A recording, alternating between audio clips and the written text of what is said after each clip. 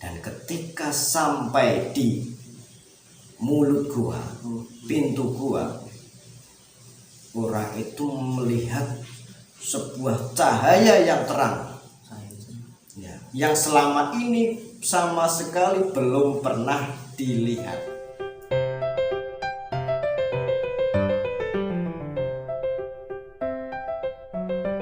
Assalamualaikum warahmatullahi wabarakatuh. Waalaikumsalam warahmatullahi wabarakatuh. Bismillahirrahmanirrahim. Alhamdulillahirabbil alamin wa bihi nasta'in wala umuri dunya waddin. Wassalatu wassalamu ala asrofil anbiya'i wal mursalin sayyidina wa maulana Muhammadin wa ala alihi wa sahbihi asma'in. La haula wala quwwata illa billahil aliyyil azim. Amma ba'du. Berjumpa lagi dengan kita di channel Deres Kehidupan bersama Abah Sebadi, mengobrol seputar kehidupan sehari-hari dalam sudut pandang filsafat. Bersyukur alhamdulillah kepada Allah Subhanahu wa taala yang telah memberikan kita nikmat inayah setelah hidayah kepada kita semua, sehingga saya dipertemukan kembali dengan Abah untuk mengobrol seputar kehidupan saya juga ya gitu. Salawat salam kita aturkan kepada baginda Nabi Agung Muhammad Sallallahu Alaihi Wasallam yang telah merubah zaman jahiliyah ke zaman ilmu pengetahuan. Semoga kita kelak mendapatkan syafaatnya dan diakui menjadi umatnya. Amin ya rabbal alamin. Amin, amin. Pada video kali ini kita ya akan berbincang-bincang lagi. Mungkin nanti akan mengeksekusi Abah Sebadi dengan pertanyaan-pertanyaan yang mungkin membuat beliau kebingungan gitu ya. Langsung kan gitu. Tapi jangan lupa dulu subscribe-nya, like dan share, komen gitu ya. Jangan lupa. Dan juga tonton videonya sampai habis karena ini materinya itu filsafat yang mungkin nanti akan menyesatkan ataupun membingungkan kalian kalau potong-potong ya videonya gitu. Langsung saja nih biar tidak salah paham. Ya, biar tidak salah paham teman-teman. Langsung saja mengeksekusi sebagai pemuda yang kebingungan. Bertanya kawan-kawan. Jadi kalau menggambarkan persepsi ataupun membicarakan persepsi, kebenaran yang paling benar itu mana dulu, antara akal ataupun nyata itu teman-teman. Nah, kadang kan kita juga mungkin akan tersesat ketika memilih apakah akal dulu atau realita. Itu sama-sama benar juga teman-teman. Di benak pikiran kita itu udah ada gambaran, tapi di real juga kadang menjadi sebuah pengalaman bagi kita sendiri gitu. Nah itu kebenaran yang paling benar ya dari antara akal ataupun nyata gitu. Alam ide ataupun nyata lah teman-teman. Saya sendiri bingung dengan pertanyaannya. Yang lebih jelas bagaimana? Berarti gini, kebenaran itu terletak antara akal ataupun nyata, apa yang dilihat itu gitu teman-teman. Paham ya teman-teman? Paham dah itu? Enggak.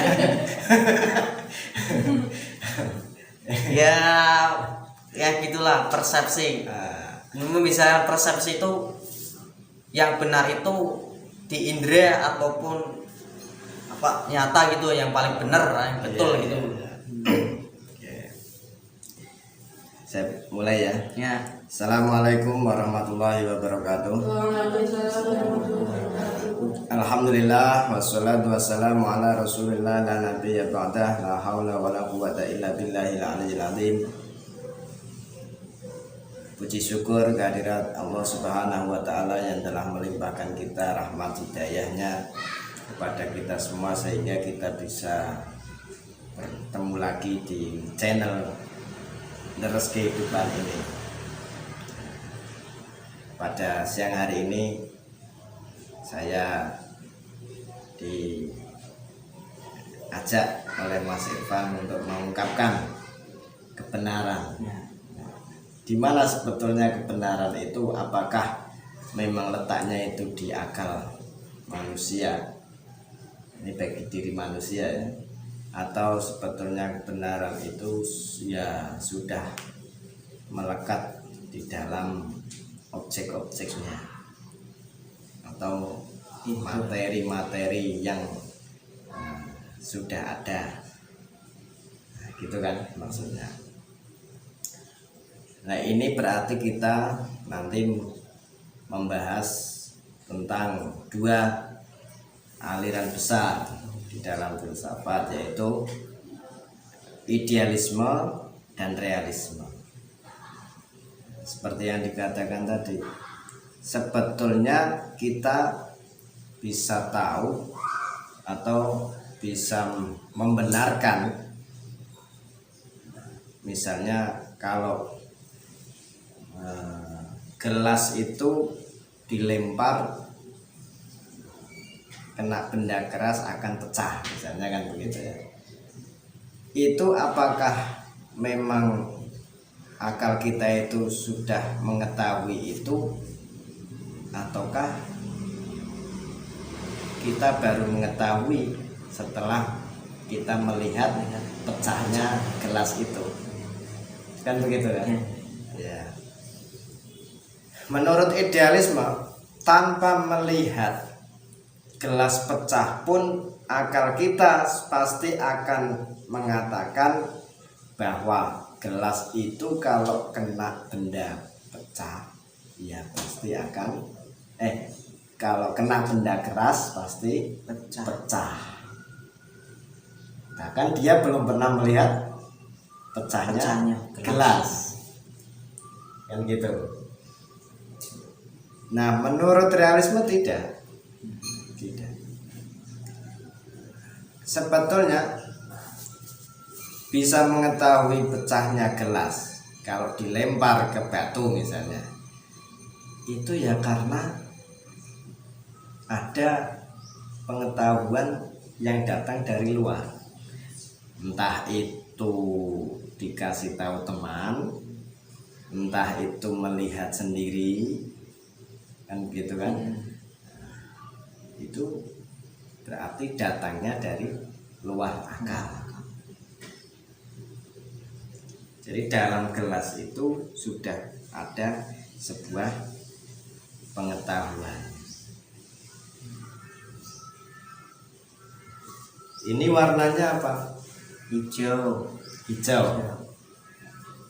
Ini kamu bisa tahu atau bisa membenarkan ini warnanya hijau itu karena memang korek ini warnanya hijau, ataukah di dalam akal kamu sudah ada gambaran yang namanya warna hijau?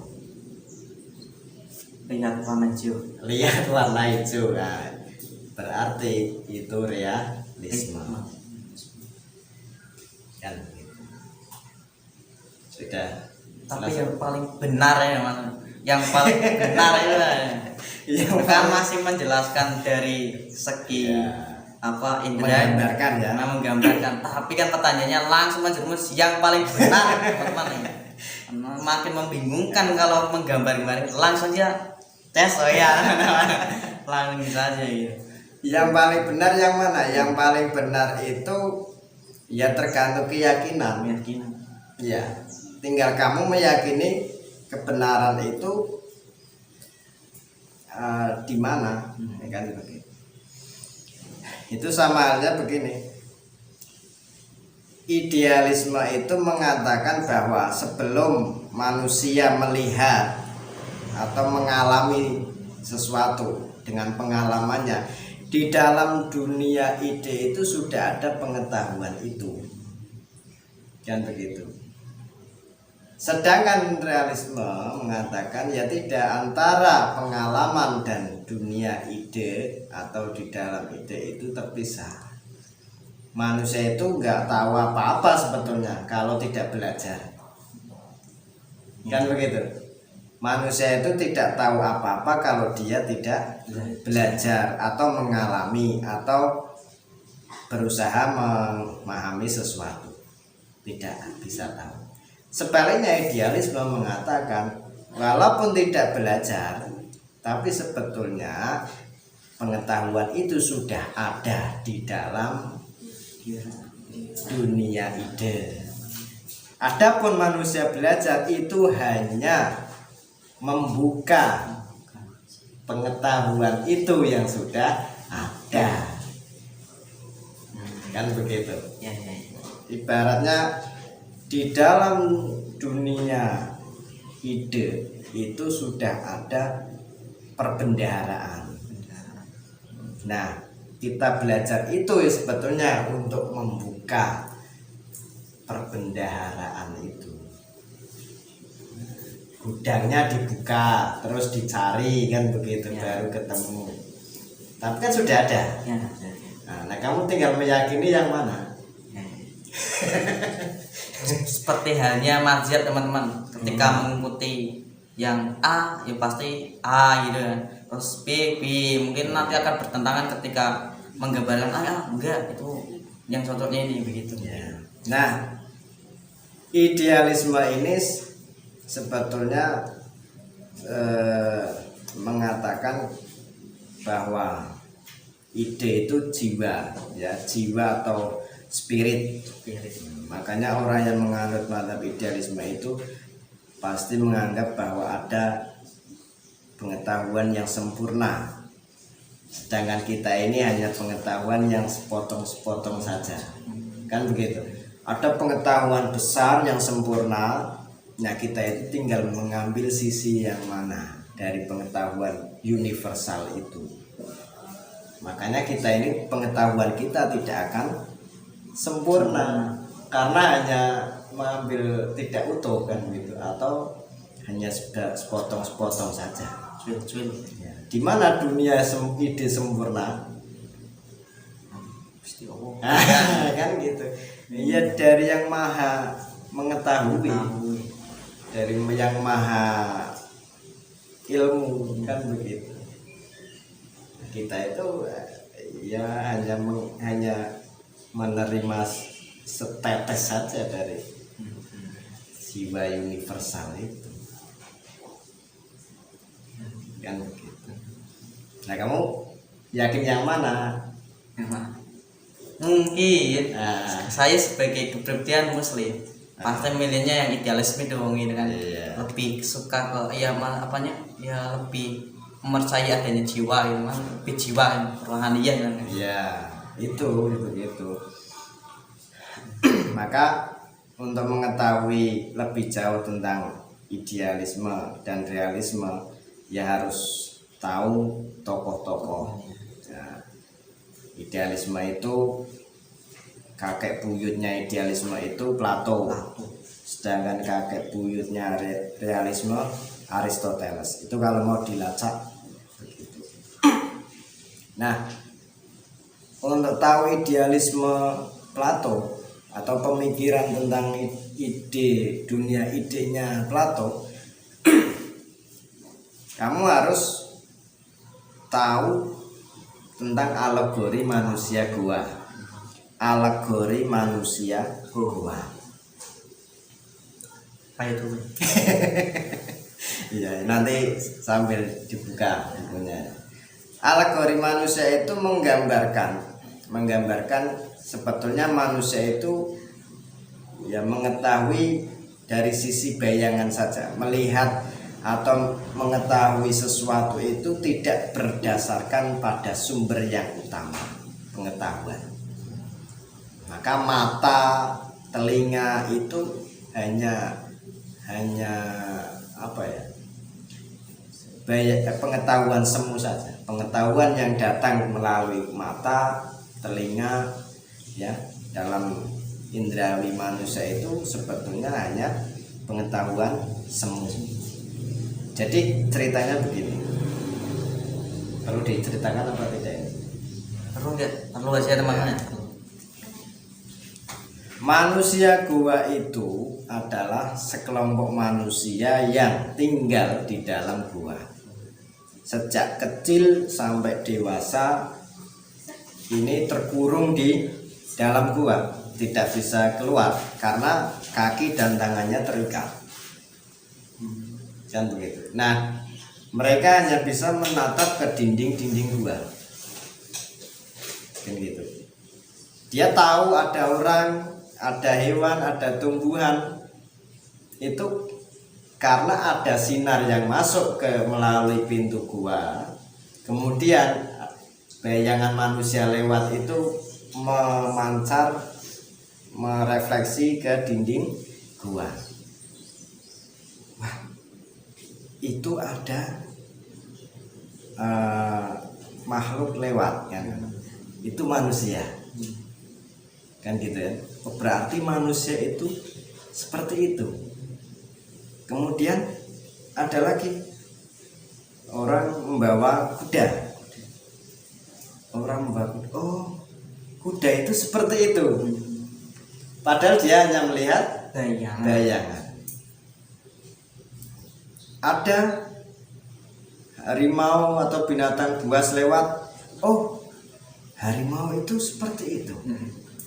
Kan begitu. Dia meyakini bahwa apa yang dilihat itu nyata.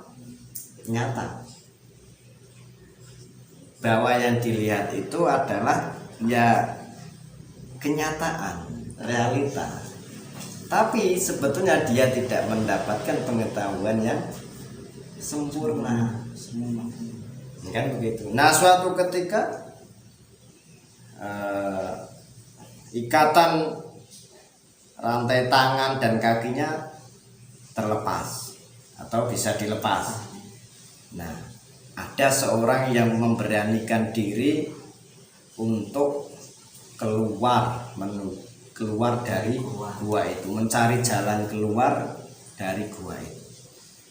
Dan ketika sampai di mulut gua, pintu gua, orang itu melihat sebuah cahaya yang terang, ya, yang selama ini sama sekali belum pernah dilihat. Karena selama ini kan mereka hanya dapat cahaya dari sela-sela cahaya yang masuk ke dalam gua itu, atau dari api unggun kecil, kan begitu. Begitu melihat cahaya yang sesungguhnya matahari, dari sinar matahari itu, dia shock. Ternyata kok terang sekali di sini. Wah, dia mendapatkan suatu pencerahan, sangat tercerahkan karena melihat yang sesungguhnya. Karena saking kagetnya, saking takjub, oh ternyata terang sekali, pingsan.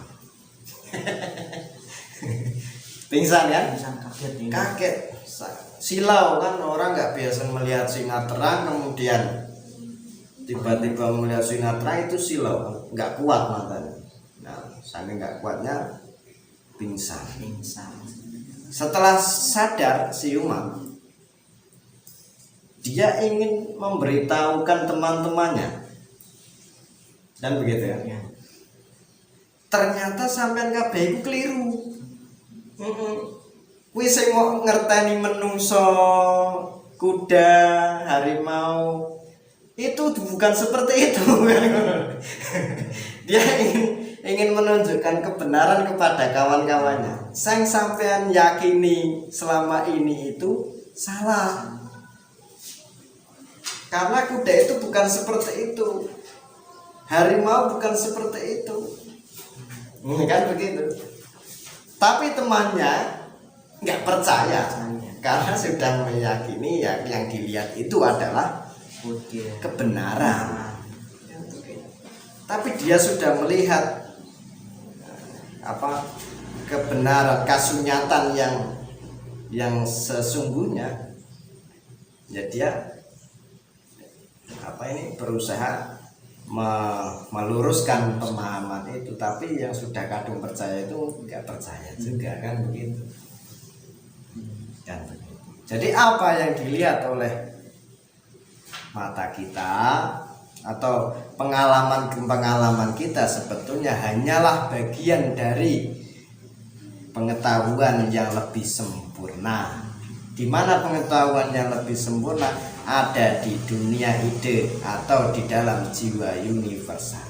Siapa yang memiliki jiwa universal menyeluruh, mengetahui segala-galanya kebenaran, ya Gusti. Nah, kan begitu. Menarik ya ini? Menarik sudah. Itu mungkin kalau dibahas panjang lebar. Panjang sekali itu. Jadi ya saya sarankan baca alegori manusia guanya Plato. Gitu. Ini mau diteruskan apa cukup sini dulu. Cukup aja. Ya. Mungkin yang realismenya. Nah, yang realisme itu meyakini bahwa sebetulnya akal itu hanyalah alat untuk mencapai sebuah pengetahuan. Tapi kebenaran itu sesungguhnya terletak di dalam pengalaman-pengalaman itu.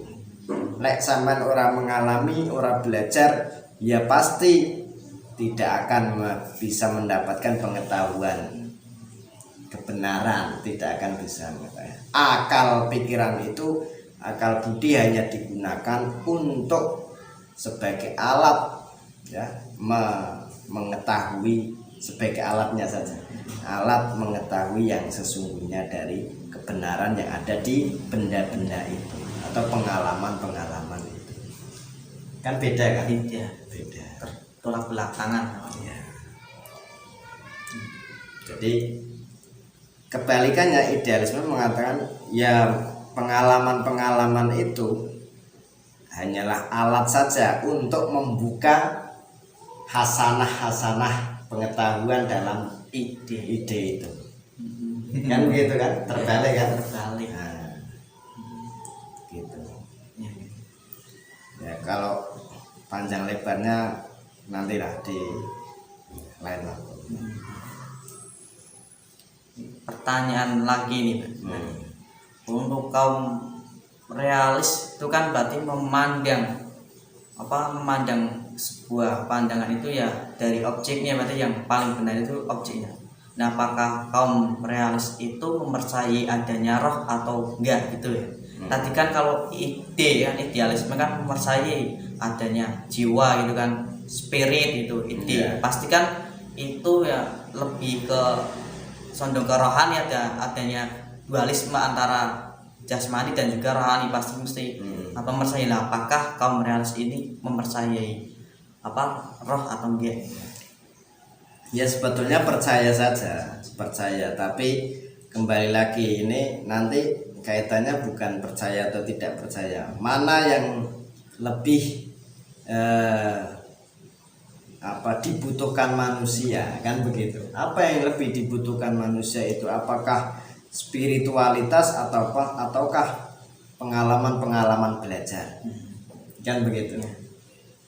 Kalau idealisme itu menganggap bahwa esensi hakikat dari kebenaran pengetahuan itu sudah utuh, ya, sudah sempurna, tinggal kita bagaimana meraihnya, kan begitu kan. Tapi kalau realisme tidak, kan begitu. Maka Aristoteles akan menganggap bahwa manusia itu yang penting itu dirinya sebagai manusia, ataukah dirinya sebagai orang yang berguna di lingkungannya, yang gitu. Siapa sih Irfan itu? Irfan itu adalah orang yang seorang makhluk, kan, katakan begitu. Itu kan pengetahuan idealisme kan begitu. Irfan itu adalah salah satu makhluk dari golongan manusia. Tapi lebih penting mana, Irfan sebagai makhluk di dunia ini ataukah Irfan sebagai orang yang memiliki peran di lingkungannya, kan begitu. Kalau dia ingin berperan di lingkungan, maka itu mengatakan keberadaannya manusia itu lebih penting daripada adanya manusia itu. Maka eksistensi lebih penting daripada esensi. Itu kalau realisme. Sebaliknya idealisme mengatakan esensi lebih penting daripada eksistensi.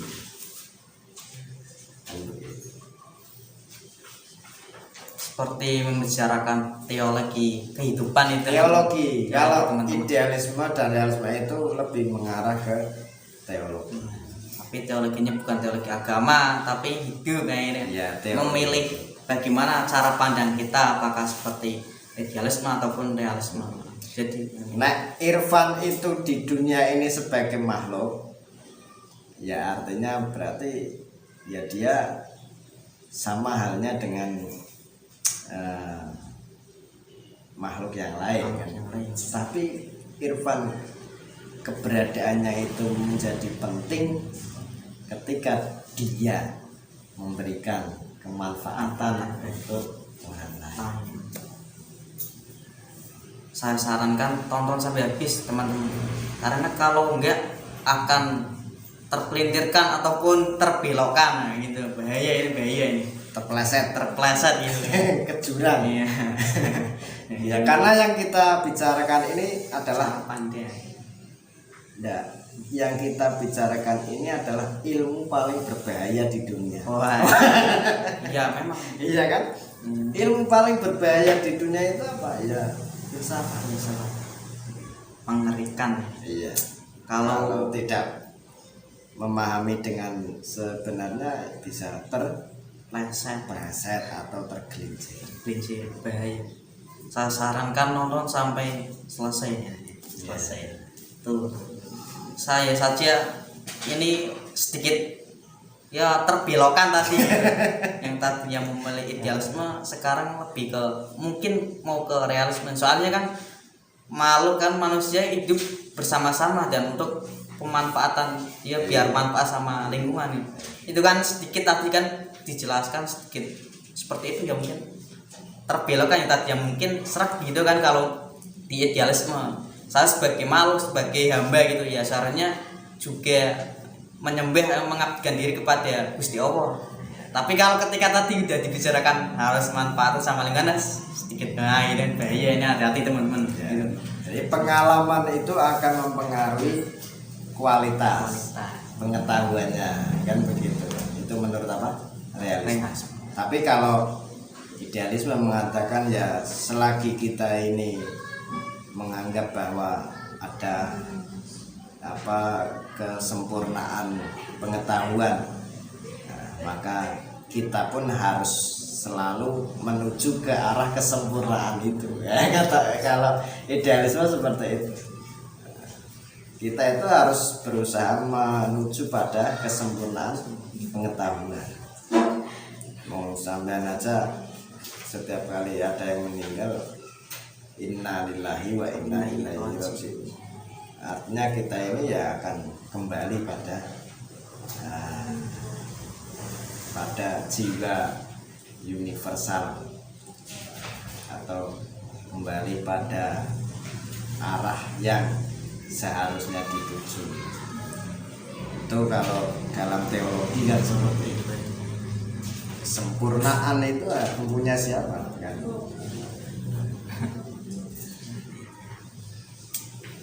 Bingung mana? Buat pembicaraan antara idealisme realisme gitu.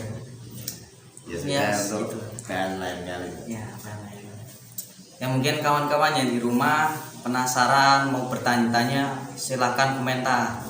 Ini ya, Kasih nomor WA-mu. ya mungkin nanti di deskripsi ya, gitu, di deskripsi nanti akan saya cantumkan WA, nomor WA saya. Mungkin ketika kalian ada pertanyaan, kebingungan, langsung saja WA saya, Ya. langsung saya tanyakan kepada Abel supaya Abel terpojokkan. Karena saya sebagai pemuda yang kebingungan, tetap ya beliau kan sebagai seorang ya di masyarakat yang harus membimbing masyarakat yang kebingungan ya, salah satunya saya gitu kan, biar tidak terpleset hidupnya. Ya mungkin ini saja dari video ini. Mungkin untuk video selanjutnya ya kita bahas yang lebih asik lagi, lebih keren lagi untuk hidup kita mungkin ya. Mungkin ini pembicaraan yang mungkin luar biasa sekali, ini bagiku bukan filsafat, lebih ke kepedoman hidup. Ketika idealisme itu ya lebih ke kesempurnaan gitu, seperti halnya manusia itu dikembalikan lillahi wa inna ilaihi raji'un. Ini kan kita belum mengarah ke filsafat agama. Nah, ini tuh, kan, tapi itu sudah masih disinggung. kan, Singgung dari dua aliran ini ya, mungkin Cukuplah. Cukup saja di sini. Nah, saya akhiri apabila ada kesalahan tutur kata baik perilaku, saya mohon maaf sebesar-besarnya karena kesempurnaan itu hanya milik Allah semata. Berarti kamu Idealisme. Jadi pertama kali saya video berarti saya condong ke idealisme bukan realisme. Yes. Jadi saya orang yang idealis. Kamu bingung lah. Ya, yes gitu. Ya udah. Itu saja dari saya. Wal muafiq ila waqmit thoriq. Assalamualaikum warahmatullahi wabarakatuh. Waalaikumsalam warahmatullahi wabarakatuh.